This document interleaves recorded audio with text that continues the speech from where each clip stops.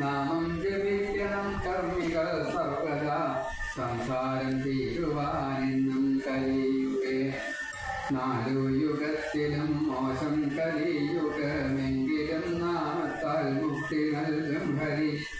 നാമം ജപിച്ചിട്ടു പാപത്തെ തീർക്കുകിൽ അമ്മയേകും മുക്തി കലിയിങ്കൽ. നാമത്താൽ ദേവി തല്ലീല സ്മരിക്കുകിൽ ദേവീലയം തരും. നാമത്താൽ ദേവി തല്ലീല സ്മരിക്കുകിൽ മർത്യർക്കു ദേവി ലയം തരും സുസ്ഥിരം. ഇത് രാവിലെ കുറച്ച് കൂട്ടിക്കാട്ട് എഴുതുക. ഇതതിൻ്റെ കാരണം തോന്നിയെന്ന് വെച്ചാൽ എല്ലാ സമയത്തും നാമം ജപിക്കുന്നതായിട്ടൊരു അമ്പലത്തിലാകുമ്പോൾ ഞാൻ വന്നെന്നാണ് എൻ്റെ ഒരു ധാരണ. അപ്പോൾ അത് നിങ്ങൾ നിലനിർത്തും എന്നുള്ളൊരു ധാരണയാണ്. ആചാര്യ തപസ അന്നായ ജലേന നിയമേനച്ച അല്ലേ, ഉത്സവേന, പിന്നെ അന്നദാനേന, ക്ഷേത്ര വൃദ്ധിസ്തു പഞ്ചത. എല്ലാവർക്കും അറിയാം അല്ലേ? ഇല്ലെങ്കിൽ എന്താ പറയുക, എന്നാലും വിശദീകരിക്കും. ആചാര്യ തപസ അല്ലേ, ആചാര്യന്മാരെ നിങ്ങളുള്ളവരല്ല അവിടെ തന്ത്രി, അതാണ് ആചാര്യൻ. ആചാര്യ തപസ തന്ത്രിക്ക് കൊല്ലത്തിൽ ഒരിക്കലേ വേണ്ടുള്ളൂ, അല്ലെങ്കിൽ മാസത്തിൽ ഒരു തവണ തന്ത്രി. ഏതായാലും ആചാര്യ തപസ ആമായ ജപേന, വേദം പഠിച്ചവർ വേദം ചൊല്ലും. മോറയായിട്ട് ജപിക്കാം, പുഷ്പാഞ്ജലിയൊക്കെ ഹോമായിട്ട് പല വേദപ്രയോഗങ്ങൾ വരുന്നു. അതേപോലെ നിയമേന മേശാന്തി ചെയ്യുന്നത് നിയമേന. അതേപോലെ അന്നദാനം, ഇവിടെ എപ്പോഴൊക്കെ അന്നദാനമുള്ളത് എല്ലാ മാസവും ഒരു ദിവസം അല്ലേ? എല്ലാ മാസവും ഒരു ദിവസം ഞാനൊക്കെ ഇവിടെ ഇടയ്ക്ക് വരാറുണ്ട്. നിങ്ങളാരും അറിയില്ലെന്ന് നോക്കാം. അങ്ങനെ ക്ഷേത്ര വൃദ്ധിസ്തു പഞ്ചത, ഒരു കൊല്ലത്തില് ഒരിക്കലെങ്കിലും ഒരു പൂര ഉത്സവം എന്തെങ്കിലും ഉണ്ടാവും. ഇതൊക്കെ നടക്കുന്ന ഒരു അമ്പലത്തിലാണ് ഞാൻ ഇവിടെ എത്തിക്കുന്നത്. അതും എൻ്റെ ഭാഗ്യമാണ്. നിങ്ങൾ ഇവിടെ ജീവിക്കാനും ഇവിടെ തന്നെ താമസിക്കാനും, ഇവിടെ ജനിച്ച് എത്രയോ ആൾക്കാർ അന്യനാട്ടിൽ പോയിട്ട് താമസിക്കുന്നില്ലേ? അവർക്ക് കൊടുത്ത് എന്തെങ്കിലും കിട്ടുന്നുണ്ടോ? ഇല്ല. തൊട്ടടുത്തുള്ളവർക്ക് വരുന്നുണ്ടോ? അതുമില്ല. അപ്പോൾ ഭാഗ്യം കിട്ടാത്തവർക്ക് പൂജിക്കാൻ, കിട്ടാത്തവർ അല്ലേ, അങ്ങനെ നമ്മളെ പറഞ്ഞു. ഇവിടെ ഈ ശരീരത്തെ എന്തിനാ നമുക്ക് തന്നിരിക്കുന്നതെന്ന് ആദ്യം പഞ്ചപ്രാണ മനോബുദ്ധി ദശേന്ദ്രിയ സമന്വിതം അപഞ്ചീകൃത ഭൂതോർത്ഥം സൂക്ഷ്മാംഗം ഭോഗസാധനം അല്ലേ. അതായത് പഞ്ചപ്രാണ മനോ ബുദ്ധി, മനസ്സ് നമുക്കെല്ലാവർക്കും, ബുദ്ധി വേണ്ടത്തിനുള്ളതൊക്കെ നമുക്കറിയാം. എന്തായാലും പഞ്ചപ്രാണങ്ങളും ഉണ്ട്. കാരണം ഇത് ഇങ്ങനെ നിലനിൽക്കാൻ പഞ്ചപ്രാണങ്ങളില്ലാതെ പറ്റില്ല. അത് നമുക്ക് കണ്ടുപിടിക്കാറില്ല എന്നതാണ് എന്താണെന്ന് അറിയില്ല എന്ന് മാത്രമേ. അതേപോലെ 10 ഇന്ദ്രിയങ്ങളും ഉണ്ട്. എത്രത്തോളം പ്രവർത്തിക്കേണ്ടത് വെച്ചില്ല. കണ്ണ് കാണാനില്ല, എനിക്ക് കണ്ണ് കാണാനില്ലാത്തതുകൊണ്ടാണ് തപ്പുന്നത്. അതേപോലെ ബുദ്ധി വേണ്ട രീതിയിലില്ല. അതേപോലെ കണ്ണായാലും മൂക്കായാലും നാക്കായാലും വേണ്ട രീതിയിലാണ് ജ്ഞാനേന്ദ്രിയങ്ങൾ പ്രവർത്തിക്കുന്നത് എങ്കിൽ ഈ ശരീരം കൊണ്ട് ഈ ജന്മത്തിൽ തന്നെ മുക്തി നേടാൻ സാധിക്കും. ഇപ്പൊ കണ്ണുകൊണ്ട് എന്താ വേണ്ടത്? ഭഗവതിയെ കാണുകയാണ് വേണ്ടത്. അത് ഭഗവതി അവിടെ മാത്രമേ ഉള്ളൂ അല്ല, എല്ലാവരിലും സത്തിലും അസത്തിലും ഉണ്ട്. ഞാനത് നമ്മൾ പറഞ്ഞു. അതിൻ്റെ ഉള്ളിൽ കൊണ്ടുവന്ന അശംഭകളൊക്കെ പ്രാണിയായിട്ട് വന്ന് അത് ശുദ്ധീകരിച്ച് ഇളനീരായിട്ട് കിട്ടുന്നു. ആ ഇളനീര് നമ്മൾ കഴിക്കുന്നു. അപ്പോൾ അതിലും നമുക്ക് എന്ത് കാണാൻ സാധിക്കും? ഈശ്വരിയെ കാണാൻ സാധിക്കും. മാർജാര രൂപിണെ പാതാലയേശായ പൂച്ചയായാലും വേണ്ട, നായാലും വേണ്ട, നമുക്ക് അങ്ങനെ ഗുരുവായൂരായിട്ട് കാണാൻ സാധിക്കണം. അപ്പോൾ അവിടെ എന്താ പറയുക? അത് ദേവി ഭഗവതിയായിട്ട് കാണാൻ സാധിക്കണം. അത് കഴിയും. അപ്പോൾ ഇന്ദ്രിയങ്ങളെ തുറന്നു വെച്ചാൽ ഇതൊക്കെ കിട്ടും. ഇങ്ങനെ പഞ്ചഭൂതങ്ങളെ കൊണ്ട് പഞ്ചീകരണം നടത്തി അതാത് കാലത്തെ കാലകർമ്മ സ്വഭാവ ജീവനുകളെ അതാത് സമയത്ത് ഈ കാരണത്തോടുകൂടി ബന്ധപ്പെടുത്തി അതാത് ദേശത്ത് അതാത് സംഘത്തോട് കൂടിയിട്ട് നമ്മളെ പണിയെടുപ്പിക്കുകയാണ് അല്ലേ. ഈ പണിയെടുപ്പിക്കുന്നത് മുഴുവൻ അമ്മയ്ക്ക് വേണ്ടിയിട്ട് സമർപ്പിക്കുകയാണ് എങ്കിൽ അത്രയും ഉണ്ട്. ഈ അടുത്തതിൽ അമ്മയ്ക്ക് വേണ്ടി സമർപ്പിക്കാൻ വേണം. ഊണ് കഴിക്കുന്നത് അമ്മയ്ക്ക് വേണ്ടി സമർപ്പിക്കാൻ അത്രയും ഉണ്ട്. അപ്പോൾ അപഞ്ചീകൃത ഭൂതോർത്ഥം ഈ സൂക്ഷ്മാംഗമായിട്ട് എന്നുള്ളത് പറഞ്ഞു. രാവിലെ ഞാൻ പറഞ്ഞു മറ്റേ ഇത് സൂക്ഷ്മാംഗമാണോ സ്ഥൂലാംഗമാണോ മനസ്സിലായെന്ന് പറഞ്ഞു. ഈ ഇപ്പം സൂക്ഷ്മാംഗമാണ്. ഇങ്ങനെ ഈ കാര്യങ്ങളൊക്കെ ഉണ്ടെന്ന് അറിയാം. നമുക്കറിയാം പ്രാണികൾക്ക് ഏതാണെന്നറിയോ, മനസ്സേതാണെന്നറിയോ, ബുദ്ധി ഏതാണെന്നറിയോ, ഉണ്ടെന്നൊക്കെ അറിയും. പക്ഷേ പിന്നെ അതിൻ്റെ വിശദീകരണമൊക്കെ വരുമ്പോൾ കുറച്ച് ഉണ്ടാവുകയിരിക്കാം. വെള്ളം എൻ്റെ മേലേക്ക് വെള്ളമാണ്. ഇവിടുന്ന് വെള്ളം ഉണ്ടാവുക എൻ്റെ മേലേക്ക് വെള്ളം വേണം. ഞാൻ ചെയ്തത് 2 കയ്യിലൊക്കെ അയക്കുന്നത്. അപ്പോൾ ഭോഗസാധനമാണ് ഈ ഞാൻ അനുഭവിച്ചില്ലേ, വേണോ വേണ്ടെന്നുള്ളത് എൻ്റെ കൺട്രോളിലല്ല, അത് കൺട്രോളില്ല, ആരുടെയോ കൺട്രോളിലാണ്. ആ ശക്തിയാണ് ഈ ശക്തി, അത്രയേ ഉള്ളൂ. അപ്പം ഇങ്ങനെ ഭഗവതിലുള്ള ഏതൊരു കഥാപാത്രത്തെ എടുത്താലും ഇത് തന്നെയാണ് പറയാതെ ജനമേജയാന്ന് പറഞ്ഞുകൊണ്ടാണ്. നമ്മളിപ്പോൾ 6ാമത്തെ സ്കന്ധത്തിലേക്കാണ് കടന്നത് അല്ലേ. 12 സൂര്യന്മാരുടെ വംശം, ഒരാളുടെ വംശം പറയാൻ തുടങ്ങുന്നു. അത്രയാണ്. ദിവസ്വാൻ അര്യമ പോഷ ത്വഷ്ട സവിത ഭജ ധാത വിഘാത വരുണോ മിത്ര ചക്ര വിക്രം. ഞാൻ എൻ്റെ വായിക്കാൻ എനിക്ക് മനസ്സിലായില്ല, എൻ്റെ വായിക്കാൻ നിങ്ങൾക്ക് മനസ്സിലായില്ല. വ്യവസാൻ എന്നൊരു പേരാണ്. ആ വ്യവസാനാണ് ഇപ്പോൾ നമ്മൾ ധരിച്ചുകൊണ്ടിരിക്കുന്നത്. സൂര്യൻ എന്താണ് പറയുക, നമ്മുടെ അധിഷ്ഠാന ദേവതയായിട്ട് സൂര്യൻ ഇപ്പോൾ 12 സൂര്യന്മാരാണ്. ഒരു സൂര്യനാണ് വ്യവസായ. ആ വ്യവസായൻ്റെ സൂര്യൻ്റെ മകനാണ് വയസ്സത്. ആ ഈശാന്റെ മകനാണ് ഇപ്പോൾ നമുക്ക് രക്ഷിതാവായിട്ടുണ്ട്. പിന്നെ പൂഷാവ്, ത്വസ്താവ്, സവിതാവ്. സവിതാവിനാണ് നമ്മൾ എന്ത് ചോദിക്കുന്നത്, ഈ എന്ത് ചോദിക്കുന്നത്,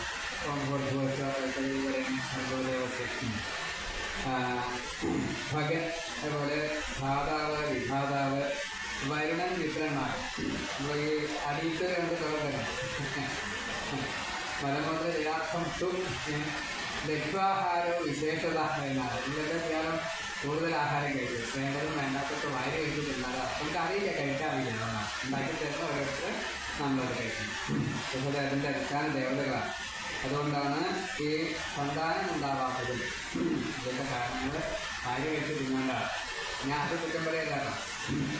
പിന്നെ ചക്ര ഉരുക്രമം. ചക്രം എന്നുള്ളത് ഇന്ദ്രനും, ഉരുക്രമൻ എന്നുള്ളത് വാമനമൂർത്തി.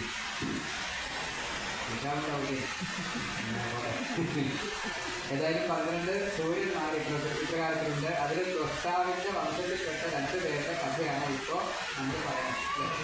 ത്വഷ്ടാവിൻ്റെ ആദ്യത്തെ പുത്രനായിട്ട് പറയുന്നത് വിശ്വരൂപൻ എന്ന രോചനയിലുള്ള പുത്രനാണ്. രോചന അസുരവംശമാണ്. മറ്റേ ത്വഷ്ടാവ് ദേവവംശമാണ് അല്ലേ. അതിഥിയുടെ കശ്യപനെ കേൾക്കാനുള്ളത് മഴ കാരണം ഇഷ്ടത്തില്ല. കശ്യപ അതിഥിമാരുടെ മക്കളാണ് 12 ഈ ആദിത്യന്മാർ. അപ്പം അതിൽ ആ ത്വഷ്ടാവിൻ്റെ പുത്രനായിട്ടുള്ള വിശ്വരൂപൻ ശ്രീശീലസ്ഥ എന്ന് പേര്. അദ്ദേഹത്തിന് യാദൃശികമായിട്ട് ഇന്ദ്രനെ വധിക്കേണ്ടി വന്നു എന്നതാണ്. എന്താ കാരണം? വിശ്വരൂപൻ ആള് കഴിഞ്ഞാൽ ചെറിയ കുട്ടിയാണെങ്കിൽ ശരി നല്ലോണം ഈശ്വര ഉപാസന ചെയ്യും. അതുകൊണ്ട് ഇന്ദ്രൻ സംശയം തൻ്റെ ഇന്ദ്രപട്ടം പ്രശ്നമാവുന്നു. അപ്പോൾ അദ്ദേഹത്തിനെ ഇത് ചെയ്തുകൊണ്ടു വധിക്കാനുണ്ടായത്. അതിൻ്റെ മുന്നേ ഉണ്ടായിട്ടൊരു ഇന്ദ്രത്തെയാണ് ഇവിടെ പറയുന്നത്. ഇന്ദ്രൻ എന്നയാള് സാധാരണഗതിയിൽ എല്ലാം തികഞ്ഞ ആളാണ്. അവർക്ക് മാത്രമേ ഇന്ദ്ര പദവി കിട്ടുള്ളൂ. എല്ലാം തികയാൻ 100%. അതായത് ഏകോപന്റെ കഥയല്ലേ. അതുപോലെ 100 തന്നെ വേണം. ഇപ്പോൾ യാഗം 100 വെക്കുന്ന ഓരോന്നും 100 വേണം. ഇങ്ങനെ ഏത് വെക്കണം. അപ്പോഴേ ദേവ ആധിപത്യം കിട്ടണം. അപ്പോഴേ 14 ലോകത്തിൻ്റെ ആധിപത്യം കിട്ടണം. അങ്ങനത്തെ ഒരാൾക്ക് ഈ സുഖം കൂടുതൽ കിട്ടിക്കഴിഞ്ഞാൽ, കാശ് കൂടുതൽ കിട്ടുമ്പോൾ എന്താ ചെയ്യാനുള്ളതാണ് അല്ലേ. എന്തെല്ലാം ചെയ്യാണ്ട് ആഘോഷങ്ങളായിട്ട് പലതും ചെയ്യും. കല്യാണം കാർത്തികഘോഷമായിട്ട് ചെയ്യും. അത് കഴിഞ്ഞാൽ വീട് പണിയൊക്കെ ഗംഭീരമായിട്ട് ചെയ്യും. പിന്നെ കുറച്ച് കടാവും ഇതൊക്കെ നമുക്ക് പലതുണ്ട്. അങ്ങനെ ഒരു കടം വന്നത് എനിക്കാണ്. എന്തായത് അവിടെ പാട്ടും കോട്ടും ഡാൻസൊക്കെ ഉണ്ടാകുന്നത് ആ സമയത്ത് ഇതിൻ്റെ അവിടെ. അപ്പോഴാണ് കടയ്ക്കാറുള്ളത്. ആ പാട്ടും കോട്ടിൻ്റെ സമയത്ത് ഗുരു കയറി വന്നു. അപ്പോൾ ഗുരുവിനെ ഇത് തോന്നിയ ശേഷം വെള്ളമൊഴിച്ചായിരുന്നു. അപ്പോൾ വേണ്ട രീതിയിൽ ബഹുമാനിക്കാനൊന്നും തോന്നിയില്ല ഇന്ദ്രൻ. അതാണ് ഇന്ദ്രപത്രത്തെ കുഴപ്പം. നമ്മളൊക്കെ ഇന്ദ്രന്മാരാണ് അത് ഇന്ദ്രക്കാർ. അല്ലാണ്ട് ഇതിലത്തെ ഇന്ദ്രനെ കണക്കാക്കിയിട്ട് ആ ഇന്ദ്രൻ വേറെ ഞാൻ വേറെ എന്നല്ല. ഏതെങ്കിലുമൊക്കെ ഒന്നും നമുക്ക് അധികം ഉണ്ടാവും. ഒന്നുകിൽ ധനം ഉണ്ടാവും, അല്ലെങ്കിൽ വിദ്യ ഉണ്ടാവും, അതല്ലാത്ത സൗന്ദര്യം ഉണ്ടാവും. അതിൽ എന്തെങ്കിലും ഒന്നും അധികം ഉണ്ടാവും. അത് ഉറപ്പാണ്. അതിൽ ഞാൻ എന്ന് അഭിമാനിച്ചുകൊണ്ട് ബാക്കിയുള്ളവർ ഇത്രയും താഴെയാണ് എന്ന് വിചാരിച്ചൊന്നും കിട്ടുക. ഞാൻ പൂവുണ്ടാക്കിയതിനനുസരിച്ച് അവിടെ 4 രാത്രികൾ അതിൽ കിട്ടുക ഞാൻ ഒരുങ്ങിയേ അല്ലേ. അത്ര നിസ്സാരമാണ് ഈ കാര്യം. എൻ്റെ കാര്യം അത്രയാണ്. അപ്പോൾ നിങ്ങളെല്ലാവരും വായിച്ചിട്ട് അറിയില്ലാക്കാൻ പറ്റിയാന്ന് ഞാൻ കുടുങ്ങി. ഇത്രയാണ്. അപ്പം അങ്ങനെ വന്നുള്ള ഒരു അവഹേളനം എന്ത് സംഭവിച്ചു? ഗുരു ഹേളനായിട്ട് മാറി. ഗുരു എന്താ ചെയ്ത ആ സമയത്ത് അവർ മാറി. ഗുരു മറന്നപ്പോൾ ഗുരു ഞാൻ മറ്റു കാര്യങ്ങളൊക്കെ നടക്കില്ല. എന്ത് വേണമെന്നായി കഷ്ടം ആലോചിച്ചു. അപ്പോൾ ഗുരു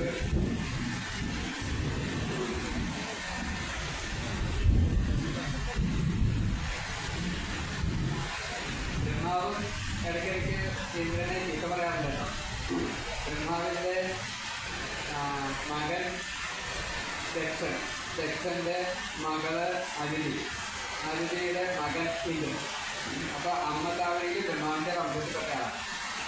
ബ്രഹ്മാവിന്റെ മകൻ മരീചി, മരീചിയുടെ മകൻ കശ്യപൻ, കശ്യപന്റെ മകൻ ഇന്ദ്രൻ. അപ്പൊ അച്ഛൻ്റെ വഴിയും ബ്രഹ്മാവിന്റെ ഇന്ദ്രനായിട്ട് ബന്ധമുണ്ട്. അപ്പൊ ഇന്ദ്രൻ നേരിട്ട് ബ്രഹ്മാവിന്റെ മുതമുത്തച്ഛൻ വെച്ച് അങ്ങനെ എടുക്കുമ്പോൾ പേരക്കുന്ന മകൻ. അപ്പോൾ ബ്രഹ്മാവ് ഇവിടെ നല്ലയാളാണ്. അപ്പൊ നല്ലയാളുടെ പരമ്പരയിൽ പെട്ട് കഴിഞ്ഞാൽ നല്ല പ്രവൃത്തി ചെയ്യാവും അല്ലേ? അല്ലാതെ വിശ്വസിച്ച് വെച്ച് കഴിഞ്ഞാൽ നീ നല്ലതാണ്, അപ്പൊ നല്ലതേ ചെയ്യാവൂ, നല്ലത് ചെയ്യില്ല. ഗുരുവിനെ സേവനം ചെയ്ത് ശരിയല്ലോ, കുറച്ച് ടിപ്പാണ്. ഏതായാലും ഗുരു വിചാരിച്ചാൽ എന്താ ചെയ്യാൻ പറ്റുന്ന ആരുണ്ട്. അപ്പൊ പറഞ്ഞു ഒരാളെ ഞാൻ പറഞ്ഞുതരാം. പക്ഷേ അദ്ദേഹം സ്വസ്ഥാപനത്തിൽ ഈ സൂര്യൻ്റെ സൂര്യവംശമായതുകൊണ്ട് അത് ദേവനാണെങ്കിലും ഭാര്യ രോചന അസുരവംശമാണ്. അപ്പോൾ ഇയാൾക്ക് ഈ അതിലുണ്ടായിട്ട് ഈ അദ്ദേഹത്തിന് ഭേദബുദ്ധിയില്ല, പത്തവേദില്ല. എനിക്ക് വിടാമത്തെ പത്തവേദ ഗവൺമെന്റ് പത്തവേദില്ലാത്തതുകൊണ്ട് അസുരന്മാർക്കും ദേവന്മാർക്കും ഒരേപോലെ പരിഗണന കൊടുക്കും. അതിനെ എന്ത് ചെയ്യരുത്, ഗൗനിക്കരുതെന്നാണ്. ഗുരുവാക്കിയിട്ട് അദ്ദേഹത്തിന് എടുത്തോളൂ. നല്ല ജ്ഞാനമുണ്ട്, ചെറുപ്പക്കാരനാണെന്ന് മാത്രമേ ഒരു സാരമില്ലായിരുന്നു. അപ്പം ആരാ ഗുരു? ഗുരു എന്നത് നമ്മളെക്കാൾ എന്തെങ്കിലും ഗുരുത്വം കൂടുതലുള്ളവരൊക്കെ നമ്മുടെ ഗുരുവാണ്. അപ്പം ആ ഗുരുത്വം അതിലുണ്ട് എന്ന് ബ്രഹ്മാവ് പറഞ്ഞു കഴിഞ്ഞപ്പോൾ അദ്ദേഹത്തിനെ ഗുരുവായിട്ട് സ്വീകരിക്കാൻ ഈ ഇന്ദ്രൻ തീരുമാനിച്ചു. സഹോദരൻ്റെ പുത്രനാണ്. സഹോദരൻ്റെ പുത്രൻ എൻ്റെ ഈ പുത്രനാണ് അല്ലേ? എൻ്റെ സഹോദരൻ്റെ പുത്രൻ എൻ്റെ ഈ പുത്രനാണ്. പുത്രനെ ഗുരുവായിട്ട് എടുക്കാനുള്ള കുറേ കഴിയില്ല. പക്ഷേ ബ്രഹ്മാവിൻ്റെ ആജ്ഞായതുകൊണ്ട് അത് എടുക്കാൻ നിശ്ചയിച്ചു. എടുത്തപ്പോൾ ഏൽപ്പിക്കലൊക്കെ കഴിഞ്ഞു, അതിലൊക്കെ ഏൽപ്പിക്കലൊക്കെ കഴിഞ്ഞു. പക്ഷേ ഈ കൃഷികൾക്ക് കുറച്ച് എല്ലാവരോടുമായിട്ട് നിങ്ങൾ കൊണ്ടുവരുന്ന നെയ്യ് കാര്യങ്ങളൊക്കെ ഞാൻ ഇതിനെ ഉപയോഗിക്കുന്നു. എന്നുവെച്ചാൽ നിങ്ങൾക്ക് നേരെയാവട്ടെ, ഈ 10 ദിവസത്തേക്ക് നിങ്ങൾക്ക് നേരെയാവട്ടെ എന്നാകുമ്പോൾ ഞാൻ ഉറക്കം പറയാം. പിന്നെ പതുക്കെ ഞാൻ പറയും, എന്താ പറയുക, എൻ്റെ കുട്ടിക്ക് നേരെയാവട്ടെ, എൻ്റെ ഭാര്യയ്ക്ക് നേരെയാവട്ടെ എന്ന് ഞാൻ പറയും. ഇത് നിങ്ങൾ കണ്ടുപിടിച്ചു. അപ്പോൾ നിങ്ങൾക്ക് എന്നോട് ദേഷ്യം ഉണ്ടാവുകയെ ഉറപ്പാണ്. എന്ന കൂട്ടത്തിലൊരു ദേഷ്യം ആർക്കുണ്ടായി? ഇന്ദ്രന് ഈ ഗുരുവിനോട് ഉണ്ടായി. അപ്പോൾ അത് ക്ഷമിക്കത്തക്കതല്ല എന്ന് കണക്കാക്കി വധിക്കുകയാണ് ഉണ്ടായത്. ഈ ത്രിശീലത്തിൻ്റെ പ്രത്യേകത നേരത്തെ പറഞ്ഞ് പക്വതയാണ്. ദേവന്മാരെ കൊടുക്കുന്നത് സ്വീകരിക്കാൻ ഒരു തരം, അസുരന്മാർ കൊടുക്കുന്നത് സ്വീകരിക്കാൻ വേറൊരു തരം, മനുഷ്യന്മാർ കൊടുക്കുന്നത് സ്വീകരിക്കാൻ വേറൊരു തരം. അങ്ങനെയാണ് 3 തരം. ഒന്ന് വേദം ചെല്ലാൻ, അന്നം ഭക്ഷിക്കാൻ, മദ്യം കുടിക്കാൻ എന്നാണ് 3 തരത്തിൽ. മദ്യം എന്നുള്ളത് നമ്മൾ ഉദ്ദേശിക്കുന്ന ഈ പോസിറ്റിവിറ്റി അല്ലാതെ അത് എനിക്ക് എന്തോ ഉണ്ട്, ഞാൻ എന്നിൽ അതിനെ അഭിമാനിക്കുന്നു എന്നതാണ് ഈ മദ്യം. ആ മദ്യം മനസ്സിന് പൊതുവുണ്ട്. പക്ഷെ അത് രജോ ഗുണം കൊണ്ട് അതിനെയല്ല നമ്മൾ സാധാരണ കണക്കാക്കുക. മറ്റ് പല നല്ലതും മനുഷ്യന്. അതുകൊണ്ട് ഈ അഹം ചിലവരിലേ ഉണ്ടാവുള്ളൂ, അത് പുറത്തേക്ക് കാണാം. അത് കാരണം അസുരന്മാർക്ക് അങ്ങനെയല്ല. അസുരന്മാർക്ക് എല്ലാവർക്കും ഇത് മാത്രമേ പുറത്തേക്ക്. അതുകൊണ്ട് അസുരഭാവം കുറച്ചധികം നമ്മളെല്ലാവരും പറയും. അപ്പോൾ ഈ ത്രിശീലത്തിനെ ഇപ്രകാരം പഠിച്ചു കഴിഞ്ഞപ്പോൾ ആ 3 ശീലത്തും അത് വരയ്ക്കാൻ കുറെ പ്രയാസപ്പെട്ടു. സ്വയം ചെയ്യാൻ പറ്റില്ല. വിശ്വകർമാനോട് പറഞ്ഞു. അപ്പോൾ വിശ്വകർമാവ് മറ്റേ കൂലിയായിട്ട് എനിക്കെന്തെങ്കിലും തരണം എന്ന് പറഞ്ഞു. അപ്പോൾ യാഗം ചെയ്യുന്ന സമയത്ത് പശുവിൻ്റെ തല, അത് ആവശ്യമില്ലാത്ത അല്ലേ, നിങ്ങളൊക്കെ പശു കൂട്ടാൻ പറ്റാൻ വേണ്ടിയിട്ടില്ല, മനുഷ്യത്തിൻ്റെ തല ആവശ്യമില്ലാത്ത ഞാൻ കേട്ടിട്ടുണ്ട്. അതേപോലെ പശുവിൻ്റെ തല ആവശ്യമില്ലാത്തവരും കേട്ടിട്ടുണ്ട്. പക്ഷേ ആട് രസായനം ഉണ്ടാക്കുമ്പോൾ ആടിൻ്റെ തല വേണമെന്ന് ഞാൻ കേട്ടിട്ടുണ്ട്. കേട്ടിട്ടുണ്ട്. അപ്പം അങ്ങനെയൊക്കെ ഉണ്ട്. ഏതായാലും ഇവിടെ അതിനകത്ത് ഗൗനിച്ചില്ല. പശുവിൻ്റെ തല പകരമായിട്ട് കൊടുത്തു. അങ്ങനെയാണ് വിശ്വകർമാവ് അത് കൃത്യം ചെയ്തത്. അതായത് ഇവിടെ ത്രിശൂലത്തിനെ വധിച്ചത് ഇന്ദ്രൻ തന്നെയാണ്. നമുക്ക് വേറെ കഥയില്ല.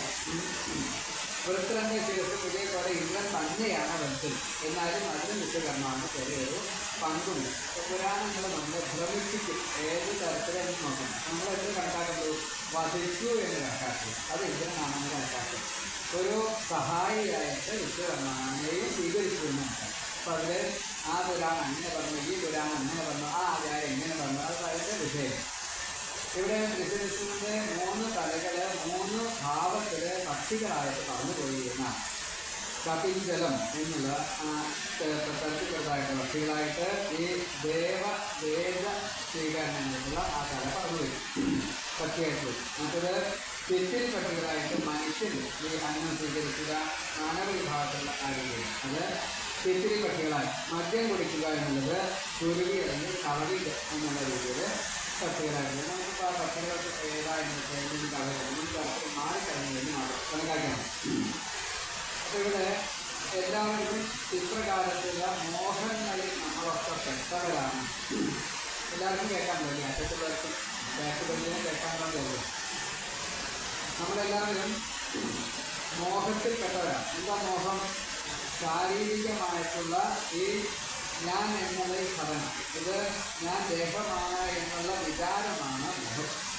ആ മോഹത്തിനാണ് മോഹം, മഹാമോഹം, കാമിശ്രം, അന്ധതാമിശ്രം, തമസ് എന്ന 5 ഭാവങ്ങളുണ്ട്. ഈ 5 ഭാവങ്ങളെ മറികടക്കാൻ ഈ 5 ഭാവങ്ങൾ നമ്മിൽ ഉള്ളതിനെ ഇല്ലാണ്ടാക്കാൻ എന്ത് പ്രവർത്തിക്കാൻ ചെയ്താൽ അത് ചെയ്താൽ മതി. എല്ലാവരും വന്നിട്ട് ഈ എന്നെ പോലെ ഉണ്ടാക്കിയില്ലോ, നിങ്ങൾ ഞാനില്ലേ, എല്ലാവർക്കും നിങ്ങളുടെ പ്രത്യേകം റോളുകളും ആ റോളുകൾ ചെയ്തിട്ടില്ലെങ്കിൽ ഇത് ചെയ്യാൻ വേണ്ടിയിട്ടാണ് ഈ നെഗറ്റീവ്സ് തന്നത്.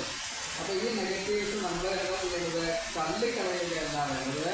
അതിനെ ഏത് തരത്തിലാണ് ഉപയോഗിക്കേണ്ടത് ആ തരത്തിൽ ഉപയോഗിക്കുകയാണ് വേണ്ടത്. അതാണ് നേരത്തെ പറഞ്ഞത് പഞ്ചപ്രാണം, മനോബുദ്ധി, ദശേന്ദ്രിയ സമന്വിതം, പഞ്ചീകൃത ഭൂതോത്വം, സൂക്ഷ്മാംഗം, ഭോഗസാധനം. അനുഭവിക്കൽ മാത്രമല്ല, പുറത്തിൽ കൊടുക്കുന്ന ഒരു ഭോഗമാണ്. ഇങ്ങനെ വേണ്ടിയിട്ട് പരോപകാരം ചെയ്യുന്ന ഒരു ഭോഗമാണ്. കാരണം എങ്ങനെയാണ്?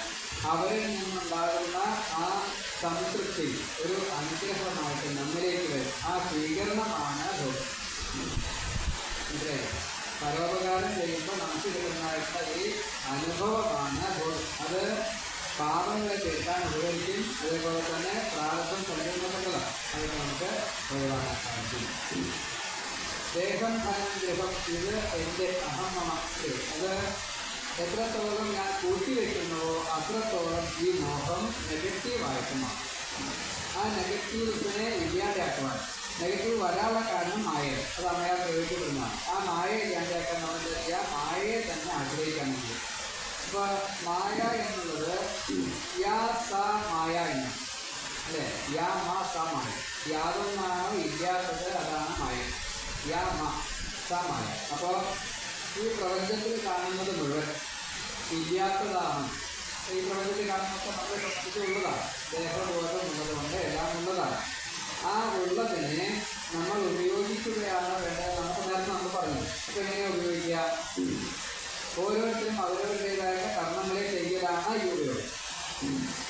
സസ്യങ്ങൾ, ധാന്യങ്ങളോ പഴങ്ങളൊക്കെ കഴിച്ചാൽ മാത്രമേ നമുക്ക് മാത്രമല്ല എല്ലാവർക്കും ആഹാരം കിട്ടുള്ളൂ.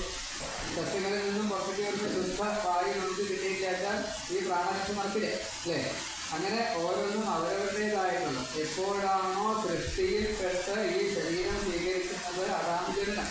ആ ജനനം തൊട്ട് ഈ ശരീരം വീണു പോകുന്നത് വരെ ചെയ്യുന്നതായിട്ടുള്ള മുഴുവൻ ജനിച്ചനാൾ തൊട്ട് സമർത്ഥഭൂതം വശീകൃതം തത് ത്രിഗുണങ്ങളാഭുവി. 3 ഗുണങ്ങൾ സത്വരജ തമോ ഗുണങ്ങളാൽ നമ്മൾ രക്ഷപ്പെട്ടവരാണ്. അപ്പോൾ അതിനെ എന്ത് ചെയ്യണം? ആ രീതിയിൽ തന്നെ എന്നിലുള്ള രജോഗുണം ഉണ്ടായത് കൊണ്ടാണ് എനിക്ക് ഇങ്ങനെ പറയാൻ സാധിക്കുന്നത്. എന്നിലുള്ള തമോ ഗുണമാണ് മറവിയിൽ തൊട്ടുള്ള കാര്യങ്ങൾ. അത് നിങ്ങളെ കിട്ടാനുള്ള ഭാഗ്യമുണ്ടെങ്കിൽ ഈ മറവില്ലാതെ തമോ ഗുണം ഇല്ലാതെ കണ്ട് എനിക്ക് ഈ പറയുന്ന കാര്യങ്ങളൊക്കെ സാധ്യത വളർത്തുവാൻ വേണ്ടിയിട്ട് രജോഗുണത്തോട് കൂടിയിട്ട് ഉപയോഗിക്കാനാണ്. അത് നിങ്ങൾ കയറുക, അത് പ്രാക്ടിക്കലായിട്ട് നിങ്ങൾക്ക് ചെയ്യാൻ സാധിക്കുക, അത് നിങ്ങളുടെ അനുഭവമാണ്. അതാണ് ഭോഗം. അപ്പോൾ ഇങ്ങനെ ചെയ്യാൻ സാധിക്കും എന്നുള്ളതാണ് ബ്രഹ്മാവ് വിശ്വരൂപനെ കൊണ്ട് പറഞ്ഞു കൊടുത്തത്. കേട്ട ഇന്ദ്രൻ എന്ന് നമുക്കാക്കി ഞങ്ങളുടെ ശത്രുക്കൾക്ക് സ്വാഹ എന്ന് കൊടുത്തിട്ട് അതുകൊണ്ട് അത് ശരിയെത്താൻ പറ്റിയിട്ടാണ് വധിച്ചത്. അപ്പം അത് എന്തൊക്കെ പാപമായിട്ട് മാറി? ബ്രഹ്മഹത്യ പാപമായിട്ട് മാറി. ഇങ്ങനെയാണ് സഹോദര സ്ഥാനം, പിന്നെ പുത്രന്റെ സ്ഥാനം, ജ്ഞാനി ഗുരു എന്നുള്ള സ്ഥാനം, ബ്രഹ്മ ഗുരുഹ ഭാതൃഹ എന്നൊക്കെ ചില പ്രശ്നങ്ങളുണ്ട്. അപ്പം ആ പ്രശ്നങ്ങളൊക്കെ എങ്ങനെ വന്നു? ബ്രഹ്മഹത്യാ പാപമായിട്ട് വന്നു. ഈ ബ്രഹ്മഹത്യാ പാപങ്ങളെ തീർക്കാൻ എന്താണ് വേണ്ടത് എന്ന് ചോദിക്കുന്നു. അങ്ങനെ മഹർഷിമാരും ജ്ഞാനികളൊക്കെ കൂടിയിട്ട് പറഞ്ഞ് അതിനെ നാലാക്കി എന്നാണ്. എങ്ങനെയാണ് നാലാക്കിയത്? മരുപ്പറ്റ സ്ത്രീ ഭൂമി മരത്തിൽ നാലാക്കിയിട്ട് വീതിച്ചു കൊടുത്തു എന്നാണ്.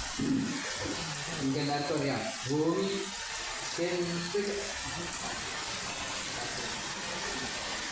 എല്ലാത്തിനെയും കെട്ടാപ്പം ഭൂമി അല്ലേ? ഭൂമിക്ക് പ്രത്യേകത എന്ത് കാലത്തും ക്ഷമിക്കും. സ്ത്രീ ഭൂമിയാണ്, നിങ്ങളല്ലാട്ടോ. ഞാൻ സ്ത്രീയാണ്, അതുകൊണ്ട് ഞാൻ ഭൂമിയാണ്. അതേപോലെ സ്ത്രീകളുടെ പ്രത്യേകത എന്താ? ഭൂമിയെ പോലെ. ഇപ്പോൾ ഭൂമിയും സ്ത്രീയും ഒന്ന് തന്നെയാണ്. പിന്നെ അതിലുണ്ടാകുന്നതാണ് മരം.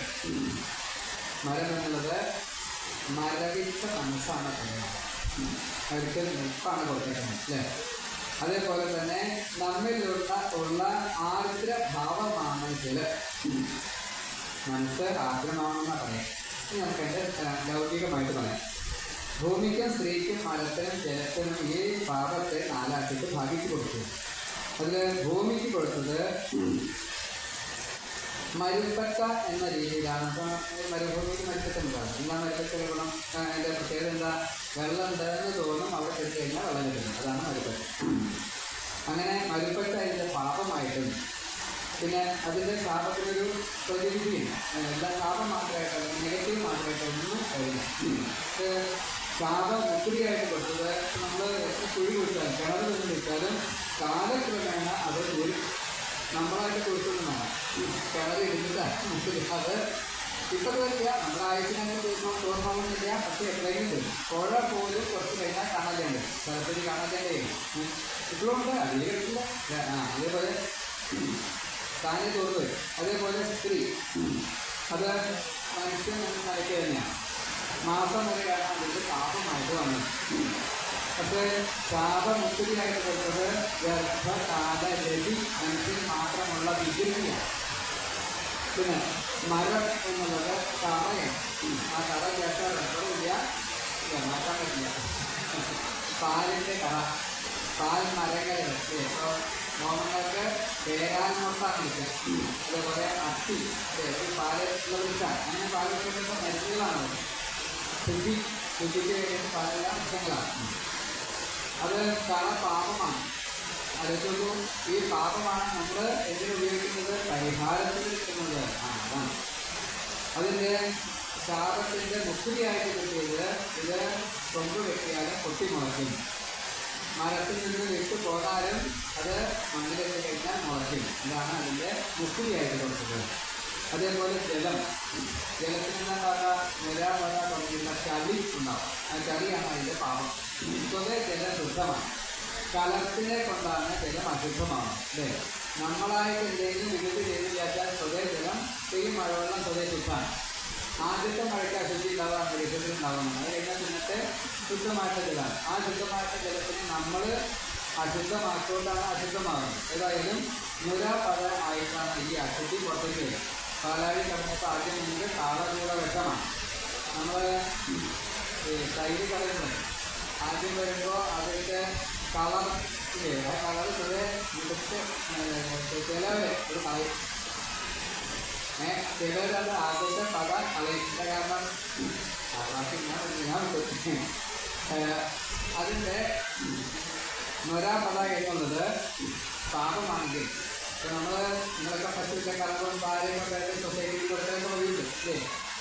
അല്ലെങ്കിലൊക്കെ ഉണ്ടായിക്കോട്ടെ ഇല്ലായിക്കോട്ടെ, നിങ്ങളുടെ പാല് വാങ്ങാറില്ല. ഈ പാലിൽ ലേശം വെള്ളം വീട്ടി കഴിഞ്ഞാൽ ആ പാല് വെള്ളമാവില്ല. പാലായിട്ട് തന്നെ നമ്മൾ വാങ്ങാം. വെള്ളത്തിൽ നമ്മൾ കാറ്റുണ്ടാകുന്നു. മത്സ്യം വെള്ളം വെച്ചാൽ മത്സ്യത്തിൻ്റെ വെള്ളം നമ്മൾ ആഫീസിൽ കൊടുക്കാനും മാത്രമല്ല. മനസ്സിലാവുന്നില്ല. അത് ചിലർക്ക് മനസ്സിലായി. പറഞ്ഞു വന്നത് പാല് അതായിട്ട് മാറും, ഈ ജലം പാലായിട്ട് മാറും. എന്നുവെച്ചാൽ യാതൊരു വസ്തുവാണോ അതിലേക്ക് ചേരുന്നത് അതിൽ നിന്ന് വേർപ്പെടാതെയുണ്ട്, അതിനോട് യോജിക്കാൻ സാധിക്കും. അപ്പോൾ അത് വൃത്തി എന്ന നിലയ്ക്കാണ് അതിന് കൊടുത്തത്. അപ്പോൾ ബ്രഹ്മയ്ക്ക് ആ പാപം ഇങ്ങനെ വീടിച്ചപ്പോൾ മുഴുവൻ കിട്ടിയേ ഞാൻ വിചാരിച്ച മുഴുവൻ കിട്ടിയില്ലാട്ടോ, മുഴുവൻ തീർന്നുമില്ല. ഏതായാലും പിന്നീട് കുറച്ച് കാലം വിഷമൊന്നും ഇല്ലാതെ തന്നെ വരയ്ക്കാൻ സാധിക്കുമെന്ന് കൂട്ടാം. ഞാൻ മുറിക്കണിക്കാണ് എനിക്ക് മറ്റേ ഇപ്പോൾ ഈ സമയം ശല്യം. ഏതായാലും ഈ ത്രിശിരസിൻ്റെ ഈ പാപം ഉണ്ട്. ത്രിശിരസിനെ വധിച്ചത് ത്വഷ്ടാവിന് സമ്മതായില്ല. എൻ്റെ മകനെ വധിച്ചായിട്ട് സമ്മതാവും ഇല്ല. അദ്ദേഹം എന്ത് ചെയ്തു, ഇതിന് പകരം ചോദിക്കാൻ വേണ്ടിയിട്ട് നിശ്ചയിച്ചപ്പോൾ ആധികാരം എന്ന രീതിയിലാണ് ഹോമാധികാരങ്ങളെല്ലാം ത്വഷ്ടാവ് ചെയ്തത്. എന്നിട്ട് ഈ ഇന്ദ്രനെ വധിക്കുവാൻ വേണ്ടിയിട്ട് ഒരു പുത്രൻ വേണം എന്നുള്ളത് അഗ്നി ഭഗവാനോട് പ്രാർത്ഥിച്ചു. മന്ത്രത്തിൽ ഏകദേശം ചെറിയൊരു കഴിവ് വന്നു. എന്തായാലും ഇന്ദ്രനെ വധിക്കാൻ എന്ന രീതിയിലായിപ്പോയി എന്ന് മാത്രമേ. അങ്ങനെ പുത്രനുണ്ടായി. ജനിച്ച വഴിക്ക് തന്നെ വളരുക എന്നുള്ളത് ആസുര സ്വഭാവമാണ്. അതിനനുസരിച്ച് ഉണ്ടായി പെട്ടെന്ന് തന്നെ വളരുകയും ചെയ്തു. അച്ഛൻ എന്താണോ പറഞ്ഞു ഞാൻ അതൊക്കെ ചെയ്യാത്തോ എന്ന് പുത്രൻ അപ്പോൾ തന്നെ പറയുകയും ചെയ്തു. അങ്ങനെ പുത്രനോട് പറഞ്ഞു, പുത്ര പോയിട്ട് ഇന്ദ്രൻ മഹാഭാവിയാണ്, നിന്റെ അനുജൻ ഇന്ദ്രനാലാണ് വധിക്കപ്പെട്ടത്, അതുകൊണ്ട് ആ ഇന്ദ്രനെ വധിച്ചു വരൂ എന്ന് പറഞ്ഞു. അപ്പോൾ പുത്രൻ അവിടെ ചേർന്നപ്പോൾ ഇന്ദ്രൻ യുദ്ധത്തിലൊന്നും നിന്നില്ല. ഗുരുവിനോട് ചോദിച്ചു എന്തൊക്കെയാണ് ഉണ്ടാകാറുള്ളത്. അപ്പോഴേക്കും എന്തൊക്കെ എത്തിയിട്ടുണ്ടോ, ഏതായാലും തോൽക്കേ ഉണ്ടാവുള്ളൂ കേട്ടോ എന്നത്. പിന്നെ ഗുരു വന്നു സമാധാനക്കായിരുന്നു. ഏതായാലും തോൽക്കേ ഉണ്ടാവുള്ളൂ, വേണക്കാൽ എന്താ ചെയ്യാമെന്നെല്ലാം പറഞ്ഞു. ഏതായാലും അവരിൽ നിന്ന് മാറിപ്പോവുകയാണ് ഉണ്ടായത്. ഈ വൃത്രനെ യുദ്ധമൊന്നും വേണ്ടി വന്നു. ഏതായാലും അച്ഛാ ഞാൻ വൃത്രൻ ഇന്ദ്രനെ കൊല്ലാതെ ഇതാ വന്നിരിക്കുന്നു എന്ന് പറഞ്ഞു. എൻ്റെ ശത്രുവാണ്, കൊല്ലാതെ നന്നാറുക എന്നാണ് അച്ഛൻ ഉപദേശിച്ചത്. ആറ് വിളിക്കുന്നതാണ്. അപ്പം പറഞ്ഞു, വൃത്ര ഇങ്ങനെയൊക്കെ പറ്റില്ല, നീ കുറച്ച് തപസ്സും പുണ്യമൊക്കെ ഉണ്ടാക്കിക്കോ. എൻ്റെ ശക്തികളുടെ അപ്പം നീ ഈ കേമനായില്ല. അതുപോലെ സ്വയമേവ ഉണ്ടാക്കണം. ഞാൻ മാത്രം ചെയ്താൽ പോരാ, എൻ്റെ മകൻ ക്ഷണിച്ചാൽ എൻ്റെ മകൻ ചെയ്യണം. അച്ഛനൊന്നും ഇരിക്കാൻ പോരാ, ഞാൻ തന്നെ സ്വയം ചെയ്യും. ഇങ്ങനെ അയ്യാൽ ശരിയാവുള്ളൂ. അതുകൊണ്ട് തപസ് ചെയ്തോളാൻ പറഞ്ഞു. നന്നായിട്ട് തപസ് ചെയ്തു. അങ്ങനെ തപസ് ചെയ്തപ്പോൾ ഇതിനുള്ളൊരു ചെറിയൊരു അർഹത കിട്ടി. വൃത്രനും എന്ത് വേണ്ടി വന്നു, ഈ അച്ഛൻ്റെ മാത്രം പോലെ തപസ് കൊണ്ട് വേണ്ടതെന്തോ അത് കിട്ടി. അങ്ങനെ അനവധി കാലം വൃത്രൻ ചെയ്തവർക്ക് ഭാഗവതത്തിൽ കൂട്ടിച്ചേർക്കാം. അങ്ങനെ ഏതാണ്ട് പൂർണ്ണമാവും. ആരായിരുന്നു വൃത്രൻ അല്ലേ? മറ്റേ ചിത്രകേതു എന്നുള്ള ഒരു ഗ്രന്ഥം. രാജാവിന് കുട്ടികളുണ്ടായിരുന്നില്ല. ആ സമയത്ത് ഉണ്ടാവാൻ വേണ്ടിയിട്ട് മന്ത്രം പറഞ്ഞു കൊടുത്തു. ഏതായാലും ഉണ്ണിയുണ്ടായി. ആ ഉണ്ണിയെ സപത്നികളെ ഗന്ധം കൊടുത്ത് വിഷം കൊടുത്ത് വധിക്കുന്നു. അതിൻ്റെ ദുഃഖമുണ്ടായി. ആ സമയത്ത് നാരദ മംഗളത്തിൽ പോയിട്ട് വരുന്നു. ആ ചിത്രകേതുവിന് ജ്ഞാനോപദേശം കൊടുക്കുന്നു. 7 ദിവസം കൊണ്ട് ആ ശങ്കർഷമൂർത്തിയെ രക്ഷപ്പെടുത്തുന്നു. ശങ്കർഷമൂർത്തി വളരെ സന്തോഷത്തോടെ കൂടിയിട്ട് തന്നെ ഈ ഗന്ധർവത്തിൻ്റെ ഗന്ധർവ അധിപതിയായിട്ട് ചിത്രകേതുവിനെ അവരോധിക്കുന്നു. 1,00,000 വർഷം ഈ ശങ്കർഷമൂർത്തിയെ സ്തുതിച്ചുകൊണ്ട് ഭൂമി മുഴുവൻ ഈ പ്രപഞ്ചം മുഴുവനെ സഞ്ചരിക്കുന്നു. അപ്പോൾ പുണ്യം ധാരാളം കിട്ടി. 1,00,000 വർഷം 7 ദിവസം കൊണ്ട് കണ്ടയാളെ പുണ്യം ധാരാളം കിട്ടിയപ്പോഴാണ് മുക്തിക്ക് അർഹതയായി. അപ്പോൾ ഇത്തിരി ബാക്കി, ആ ബാക്കിയുള്ള സമയത്താണ് കഷ്ടകാലത്തിന് കൈലാസത്തിന് മുകളിൽ പോകുന്നത്. അപ്പോൾ ശിവന് പറഞ്ഞു പോയിട്ട് നദിൻ്റെ കഴിച്ചിട്ടും ലാളനി കാര്യങ്ങളൊക്കെ ചെയ്യുന്ന സമയത്താണ് സനകാദി മഹർഷിമാർ കൊണ്ടിരിക്കുന്നത്. അവരോട് ഇങ്ങനെ ജ്ഞാനോപദേശമൊക്കെ കൊടുക്കുന്നുണ്ട്. അപ്പോൾ ചിത്രകേതു പറഞ്ഞു, ഇത് മഹാദേവന് മാത്രമേ പറ്റൂ എന്ന് പറഞ്ഞു. പക്ഷെ പാർവതിക്ക് ഒരു സമ്മതമായില്ല. ഞങ്ങളിങ്ങനെ സ്വൈരവിഹാരം ചെയ്യുന്ന സമയത്ത് എൻ്റെ ഭർത്താവ് മഹാദേവനാണ്, ഭർത്താവിന് ഇങ്ങനെയൊക്കെ ഉപദേശിക്കാനുള്ള കഴിവില്ലാതെ എനിക്കെന്താ മനസ്സിലായില്ലേ എന്ന് പറഞ്ഞു. ഇത് പാർവതിക്ക് ഹേളനമായിട്ടും മഹാദേവന് അത് സ്വാരസ്യമായിട്ടും തോന്നി. ഈ പാർവതി എന്ത് ചെയ്തു, ഇതൊരു ആസുരഭാവമാണ്, അതുകൊണ്ട് അസുരനായിട്ട് എന്ന് ശ്രമിച്ചു. ആ അസുര ജന്മമാണ് ഈ വൃത്രമായിട്ട് വന്നത്. അപ്പോൾ ത്രികാലജ്ഞാനമുള്ള എല്ലാ പ്രസ്താവനയുടെ ത്രികാലജ്ഞാനമാണ്. അപ്പോൾ അതുകൊണ്ട് ഇന്ദ്രൻ്റെ സ്വഭാവവും ഇതാണ്, അതേപോലെ വൃത്രൻ്റെ യോഗവും ഇതാണ് എന്ന് അറിയുന്നതായിട്ടുള്ള ആ പ്രസ്താവ് ഈ വൃത്രനോട് പറഞ്ഞു കുറച്ച് പുണ്യമാർജിക്കാൻ. അങ്ങനെയാണ് തപസ് ചെയ്ത് പുണ്യമാർജിച്ചത്. പിന്നെ പറഞ്ഞു ഇന്ദ്രൻ്റെ സ്വഭാവം വളരെ മോശമാണ്, എപ്പോഴും സൂക്ഷിക്കണമെന്ന് പറഞ്ഞു. ഇവിടെ എല്ലാവർക്കും സമാധാനം നഷ്ടപ്പെട്ട് കഴിഞ്ഞപ്പോൾ മഹർഷിമാരെല്ലാവരും കൂടിയിട്ട് പറഞ്ഞു, വൃത്ര അങ്ങ് ഇങ്ങനെ എല്ലാ സമയത്തും എല്ലാവരെയും ഉപദ്രവിക്കുന്നത് അങ്ങേക്കും ദോഷമാണ്, ഈ ദേവാദികൾക്കും ദോഷമാണ്, ഞങ്ങൾക്കും ദോഷമാണ്. കുറച്ചൊരു സാത്വിക ഭാവമുണ്ട് ഇത്രയും.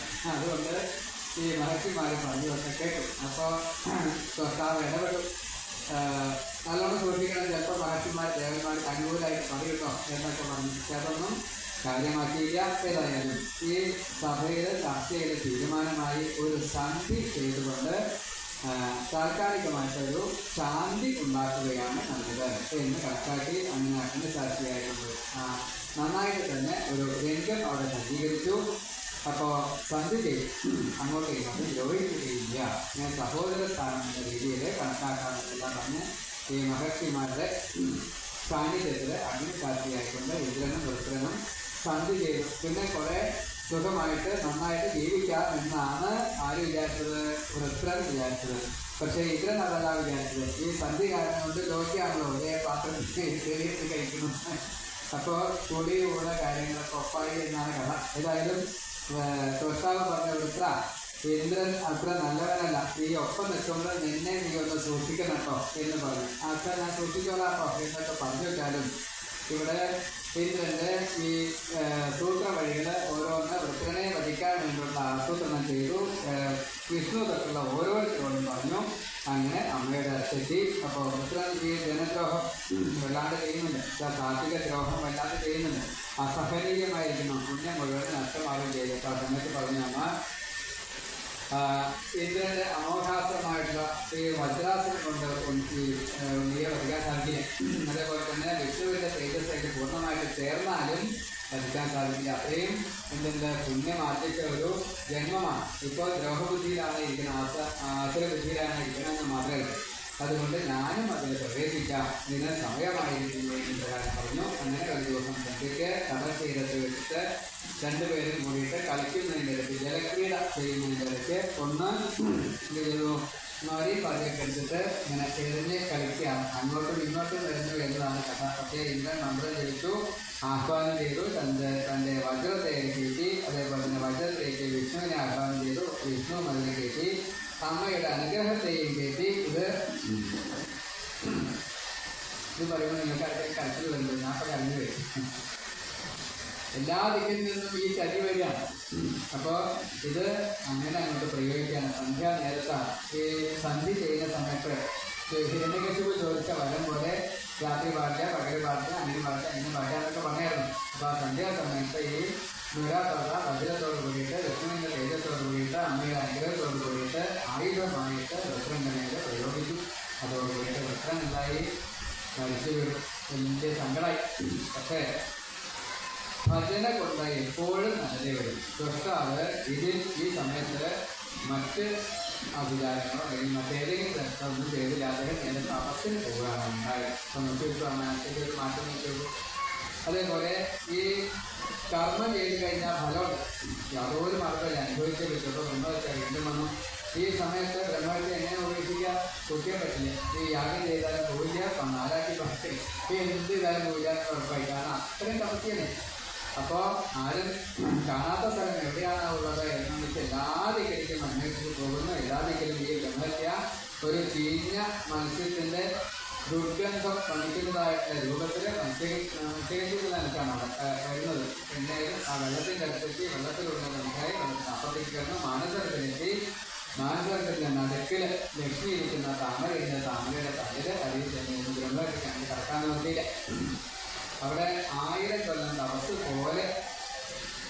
പോലെ ചെല്ലുന്ന ഒട്ടും ആഗ്രഹം ഉണ്ടായിട്ടല്ല. വീട്ടിൽ ആരും കൊണ്ടുവന്ന് തന്നില്ല, കൊണ്ടുവന്നത് അങ്ങോട്ട് കടക്കാനും പറ്റിയില്ല. അപ്പോൾ അത് കാരണം കഴിക്കാൻ പറ്റിയില്ല. അപ്പോൾ ആഹാര വർജ്ജം ചെയ്യുന്നുണ്ട്, തപസ്സായി മാറി. പിന്നെ സദാസമയത്തും അമ്മയുടെ കയ്യിലാണല്ലോ, തണലായി അമ്മയെ സ്മരിച്ചുകൊണ്ട് കഴിയാൻ സാധിച്ചു. ദുർവിചാരങ്ങളൊന്നും ഇല്ലാതെ കണ്ട് ആ മനഃശുദ്ധി അവിടെ 1000 കൊണ്ട് നേടിയെടുത്തപ്പോൾ ഇന്ദ്രനും വീണ്ടും ഇന്ദ്രസ്ഥാനത്തേക്ക് എത്താൻ സാധിച്ചു. അപ്പോഴേക്കും ഇവിടെ ആരും ഇല്ലാതെ ഇന്ദ്രലോകം ഇരിക്കാൻ പാടില്ല. അവിടെ ഭൂമിയിൽ മോടി ആക്രമണം ചെയ്ത് നഹുതൻ വർത്തേക്ക് അവനായിരുന്നു. നഹുതനോട് ഇന്ദ്രലോകത്തേക്ക് വരാൻ പറഞ്ഞ മഹർഷിമാർ ദേവന്മാരും മഹർഷിമാരും കൊണ്ട് ഇന്ദ്രപട്ടത്തേക്ക് എത്തിച്ചു. നന്നായിട്ട് തന്നെ ഭരിക്കുന്നു. ആ സമയത്താണ് 999 വർഷം കഴിഞ്ഞിട്ടാണ് ഇന്ത്യാവിൽ ഉന്നതിയാണ് സുന്ദരിയാണെന്നൊക്കെ കേട്ടത്.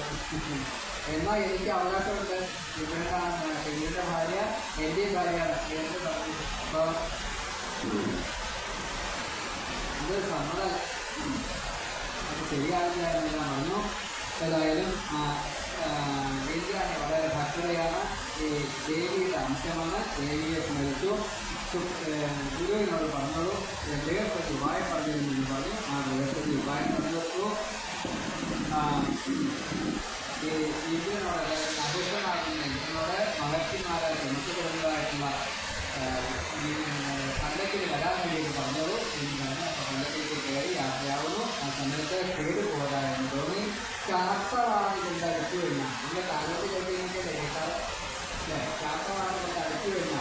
അപ്പോൾ അത് അകത്തിന് സമ്മതമായില്ല. അകത്ത് തർക്കമായിട്ടുണ്ട്. തർക്കപ്പെട്ടായിട്ട് ഏത് തർക്കം എഴുതി നോക്കുക. അതുകൊണ്ട് തർക്കമായിട്ട് തോന്നപ്പെടുന്ന ഈ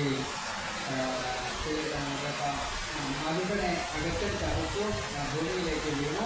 ഏതായാലും യുഗത്തിലെ ചോദ്യങ്ങൾ ഉത്തരം പറഞ്ഞു കഴിഞ്ഞാൽ മുക്കുരി കിട്ടുന്നവരുടെ ശാപമോക്ഷവും കൊടുത്തു. ഇപ്രകാരം അവർക്ക് അവിടെ നിന്ന് അകത്തിൽ ചെയ്യുന്നു. അപ്പോഴേക്കും ഈ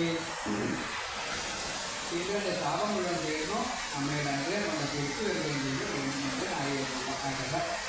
ഇനി ഇവിടുന്ന് അങ്ങോട്ട് പറയാൻ വേണ്ടിയിട്ടാണ് ഞാൻ പറഞ്ഞത്. ഇപ്പോൾ തന്നെ സമയം 1 മണിയായി. ഇവിടെ ഞാൻ നിർത്തട്ടെ. 1 മണിക്ക് അത് നിർത്തണമെന്നോ എന്നാളൊന്നും കേൾക്കാം. തുടർന്ന് കർമ്മത്തിൻ്റെ ഗതി ഇങ്ങനെയൊക്കെയാണ് എന്ന് പറഞ്ഞുകൊണ്ട് നമുക്ക് അവസാനിപ്പിച്ചു. ഇനി ബാക്കിയുള്ള ഭാഗങ്ങൾ നമുക്ക് ഇവിടെ കഴിഞ്ഞതിന് ശേഷം പറയാം. ചോറായ വലിയ കഷ്ടം അല്ലേ? വായിക്കാനുള്ളത് ബാക്കിയാണ്. 3 അധ്യായം വായിക്കും. അപ്പോൾ ഇനി കേട്ടാൽ